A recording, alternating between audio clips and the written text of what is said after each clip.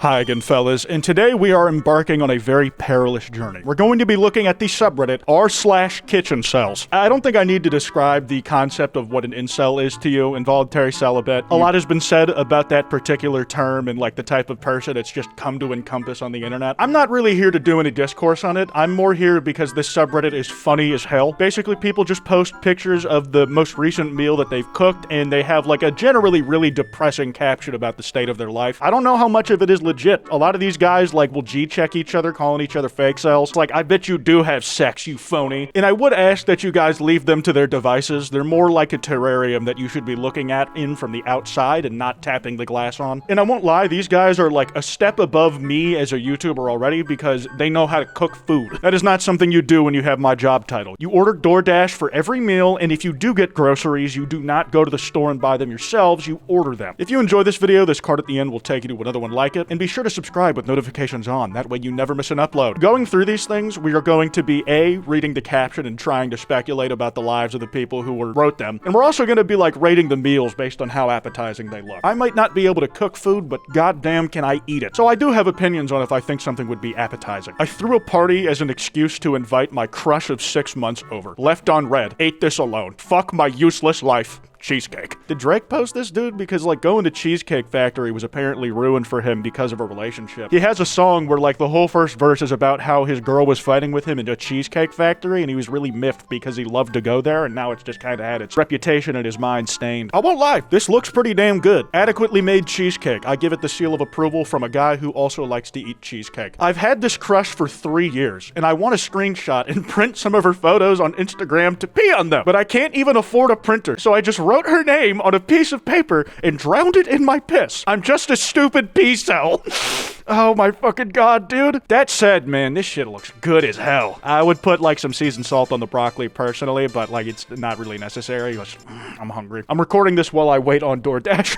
I'm about as useless as I look. My thing is like a lot of these meals look genuinely really good, like very appetizing, and like my mouth starts to like sympathy water with them as a result of that. Part of me hopes that these guys are writing these captions and posting it to Reddit after they've already completed the meal, because they are simultaneously taking really good pictures of the food they just made and then typing captions that would make me about as unappetized as I think I possibly could be. Like imagine the posting order goes like this: make food, take picture of food, don't eat it yet, you write that caption first because it's what you deserve as a stupid kitchen cell. I'm trying to speak from their perspective. I don't think so punitively about these people. I don't know. I'm like, Jesus Christ, P-cell, dude?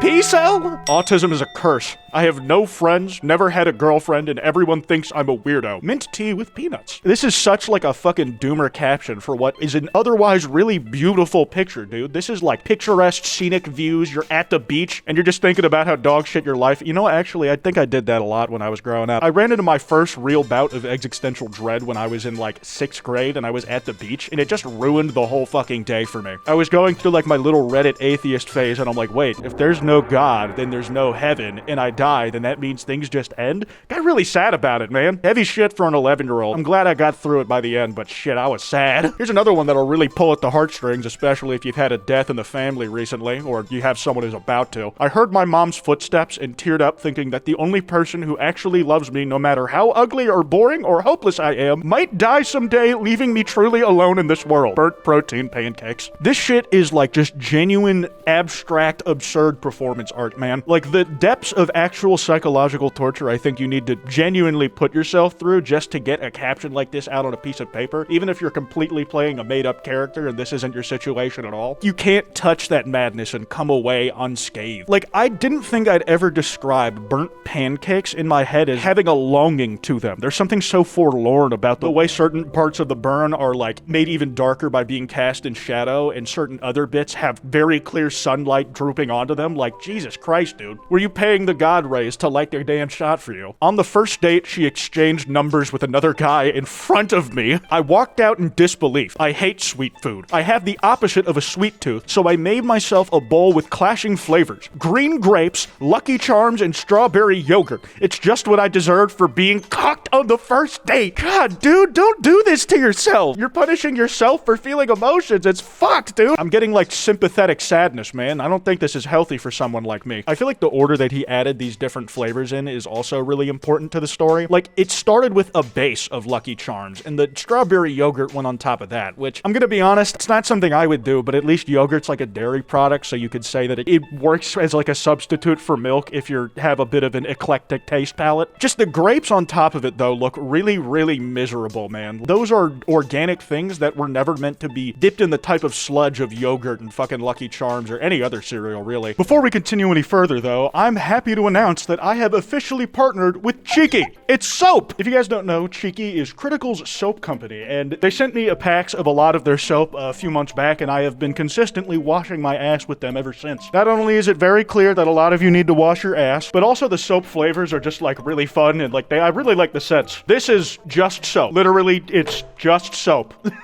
These other ones crack me up, though. You have touch grass, which this is actually setting you up to be better at doing that when you clean yourself off. I have no idea how they got away with this, but this one is Pope Francis. Got a nice pulpy scent to it. And they have a bunch more other than that, and like, I've been getting a lot of use out of these things, just rubbing them between my ass crack like a credit card reader. And if you guys want to check it out yourself and support the channel, you can go and buy some at the first link in the description. I highly recommend these things. I've been genuinely using them these last few months to make sure that it was something I was happy co-signing, and I'm happy to report yes. So click that first link in the description if you guys want to get some new smells going on your body. I'm stuck in a depression hole, and every day is the same. I don't talk to anyone, and I have no future. I hate it here. Man cake, no pun intended, you genuinely cooked here, man. Like, this is a pancake that looks a lot like a man. I no notes. I hope you get out of the depression hole soon, big dog. I know how that feels. Burst into tears at the sight of my own reflection. An unbuttered roll because I'm too much of a fat fuck to have both mayonnaise and butter. Jesus Christ, man. Depriving yourself of anything that could make you feel a positive emotion because you don't think you're worthy of even having dopamine pass through your brain. There are definitely levels to this depression shit. Like, there's depression where people, like, wish they weren't feeling this way, and then there's people who think that, like, they were cursed with depression because they are, like, inherently unlovable and don't think they deserve to recover. I don't know what it says about me that this subreddit is genuinely managing to pull at my heartstrings. Like, don't want to say good work to the posters because it makes it sound like I'm congratulating them for being really sad, but it also, if it is, like, a bit in performance art, it's like, shit, man, like, that's really well composed. Okay.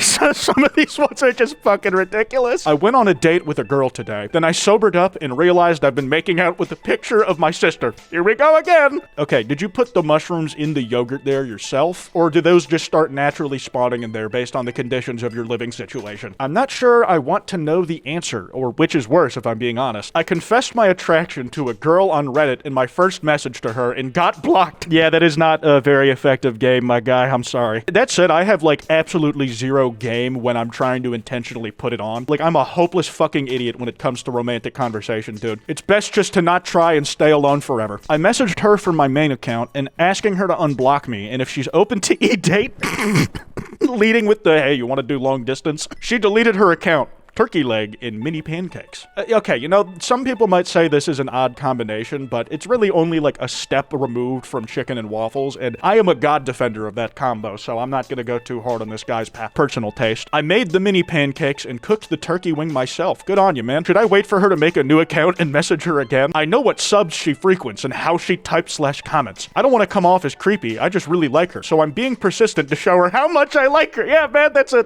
really time-tested strategy. I honestly don't know what she looks like. I only saw her post a few pictures of different acrylic nails she's done on herself. This is getting oddly specific. I don't think this is a bit. I took screenshots in case she ever posts again so I can compare the images of her hands, dude. That's insane. If you see this, I'm proud of you. When I first read that, I thought he was talking to me and was like getting a little happy because I really could have used the pick-me-up right about now, but it wasn't about me. It was about the girl. They all looked really good for someone new to doing it on their own. I love when people are passionate about their hobbies. I'm a passionate man and should be given at least a conversation. My message was straight to the point and not weird.